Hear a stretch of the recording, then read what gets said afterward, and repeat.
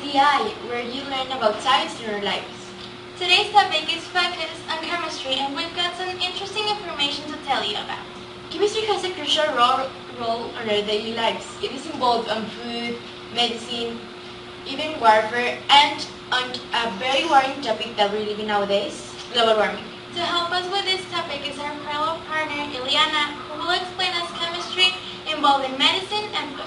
In the last century, chemists have made a lot of contributions to food and agriculture, allowing us to raise, harvest, and consume abundant food with enhanced flavor, appearance, availability, and nutritional value. These advances in chemistry help to feed potentially the world's rapidly expanding population. Modern farmers have used the chemical advances to improve agricultural production and fertilizers. Today, we will focus on how chemistry has helped the food production through the use of fertilizers. Synthetic fertilizers were produced starting the year of 1913. Since then, innovations such as the 1930 granular fertilizers and the 1965 suspension fertilizers have been made. In the 1970s, granulation was improved to introduce fertilizers for home use blending. The most recent innovation of fertilizers include time release encapsulation, the core point of which is that the agent of the synthetic fertilizer gets into the soil during a given period of time. Thus, it allows environmentally undesirable overfertilization to be avoided. Okay, now let's talk about medicine. Medicine works together with chemistry to produce antibiotics. This field of chemistry is called pharmaceutical chemistry, which works in the production of new drugs to treat infectious disease. How they do it? Well, first, chemists create a library of molecules and then test their potential in treating disease in animals and people using combinatorial chemistry. Combinatorial chemistry comprises chemical synthetic methods that make possible to prepare large number of compounds in one single process. These compound libraries can be made as mixtures, set of individuals, compounds, or chemical structures generated in computer. Finally, they work out the best way to deliver the new drug and start producing it. Well, that's all from my part. I hope you like it. See you tomorrow. Bye-bye. Thank you, Liana. That was really interesting information. Now we know how chemistry is involved in our food and medicine too. But we have to say that it is involved in warfare too, isn't it? Yes. And to help us explain that is our fellow co-worker, Francisco. Thank you, friends. Now I'm going to talk about chemical warfare. Throughout history, chemistry has helped men develop a wide variety of different and lethal weapons. And one of the most remarkable inventions was the invention of the gunpowder. It was invented by the Chinese in the 10th century, but it was implemented until the 14th century in the warfare. During World War I, the French invented the tear gas, also known as a reclamatory agent, a non-lethal chemical weapon that stimulates the corneal nerves in the eye and causes tears, pain, and sometimes temporary blindness. This isn't used actually in warfare. This is only used in riot controls. Also during World War I, a new chemical agent was implemented in warfare. It is one of the most dangerous and hazardous agents ever used in warfare. It is called the mustard gas. This gas, which is a compound of chloride and sulfur, when in contact with the skin, can cause first-degree burns and second-degree burns, and they can be as severe, disfiguring, and dangerous as a third-degree burn. After World War I, scientists began developing what would be the most dangerous, innovative, and biggest weapon of all, the atom bomb. This is a weapon of mass destruction and has only been used twice in warfare. It was used by the United States of America against Japan in 1945, and this ended the war between these two countries.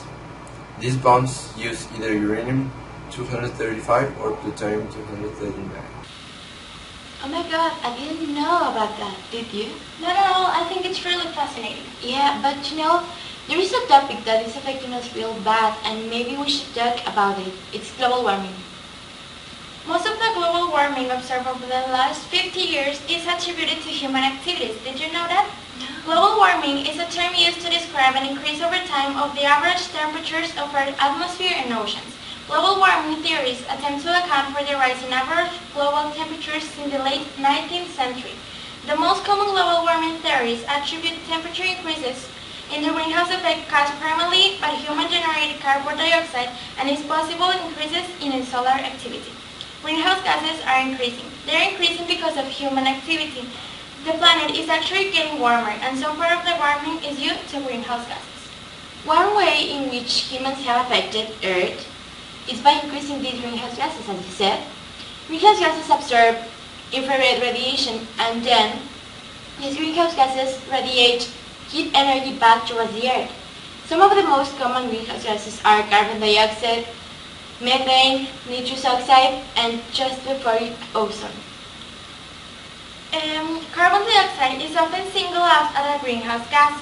We need some carbon dioxide in the atmosphere to trap heat, but not too much. But it is involved in burning fossil fuels that is increasing the parts per million count of carbon in the air levels of no return. Where the ice caps melt, a third of existing land mass will disappear and the weather patterns will change. Climate commitment studies predict that even if level of greenhouse gases and solar activity will remain constant, the global climate is committed to 0.5 centuries of warming over the next 100 years due to the lag in warming caused by the oceans. The models show that 10 centimeters of sea level rise is also committed for the next century, but that while the temperature lag will have been caused of after 100 years. There are several more centuries of sea level rise already committed even without accounting for any glacier or ice cap melting. Although the discussion of global warming often focuses on temperature, global warming or any climate changes causes changes in all things as well. Overall precipitation and its pattern, cloud cover, weather, and all the elements in our atmospheric system will be impacted by the increase in radioactive fuzing due to human changes in greenhouse concentrations in the atmosphere. Yeah, natural climate fluctuations have been documented to occur between the last few years. And while current climate change has been occurring and is being affected by us, we're causing this greenhouse gases effect. And the primary driving force about this is humans. We have a real rise in carbon dioxide levels in Earth's atmosphere, and we're producing and burning fossil fuels, which affects real bad. The energy balance is influenced and altered by many complex factors, including levels of atmospheric gases such as carbon dioxide, which absorbs, traps, and prevents energy from escaping Earth into space in the form of heat. Increased carbon dioxide retains more heat energy, leading to the overall trend of global warming. I think there should be a solution, don't you? Yeah, and to help us with that is here again our friend Francisco. Hey there again. Now I'm going to help you help the world with these 3 possible solutions. Instead of using cars, walk or use a bicycle or any transport medium that doesn't use any fuel that can harm the environment. When you and someone else you know are going to head the same place, use the same car. Don't use a car for each one of you. Share the same car. This is called carpooling. Another possible solution that has gone very famous lately is to install solar panel systems either on your house or on your business. This can help you save a lot of electric energy. Well, thank you, Francisco. Now we know a few solutions to help reduce the effects of global warming. And maybe with this we can make a change and make a difference. And that's how chemistry affects us in our daily lives and in everything we do. We learned some interesting facts about it today. Yeah, so I think that's it for today. We hope you enjoyed and learned a bit about today's topic. We'll see you next week. Thanks for watching. Bye.